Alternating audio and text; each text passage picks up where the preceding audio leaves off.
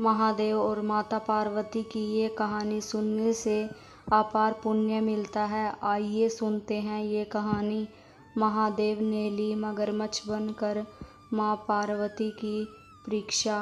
पौराणिक कथाओं के अनुसार माता पार्वती ने भगवान शिव को अपने पति के रूप में पाने के लिए कई सैकड़ों वर्षों तक कठोर तप किया था। उनकी तपस्या को देखकर देवताओं ने शिवजी से देवी पार्वती की मनोकामना पूरी करने की प्रार्थना की थी। इसके बाद भोलेनाथ ने सप्तऋषियों को पार्वती जी की परीक्षा लेने के लिए भेजा।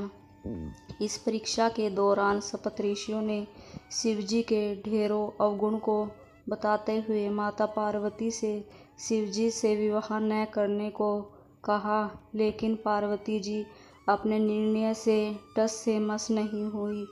इस पर खुद भोलेनाथ ने माता पार्वती की परीक्षा लेने का निर्णय लिया। माता पार्वती के तप से प्रसन्न होकर शंकर जी उनके सामने प्रकट हुए और उन्हें वरदान देकर अंतर्ध्यान हो गए।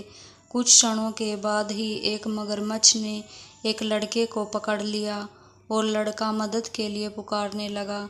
बच्चे की आवाज़ सुनकर पार्वती जी नदी किनारे पहुंची और उनका मन द्रवित हो गया।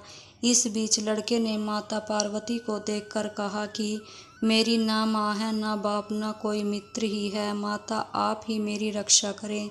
इस पर पार्वती जी ने मगरमच्छ से कहा कि ग्राहा इस लड़के को छोड़ दे। इस पर मगरमच्छ ने कहा कि दिन के छठे पहर जो मुझे मिलता है उसे आहार बनाना मेरा नियम है। पार्वती जी की विनती करने पर मगरमच्छ ने लड़के को छोड़ने के बदले में पार्वती जी के तप से प्राप्त वरदान का पुण्य फल मांग लिया। इस पर पार्वती जी तैयार हो गई। मगरमच्छ ने बालक को छोड़ दिया और तेजस्वी बन गया।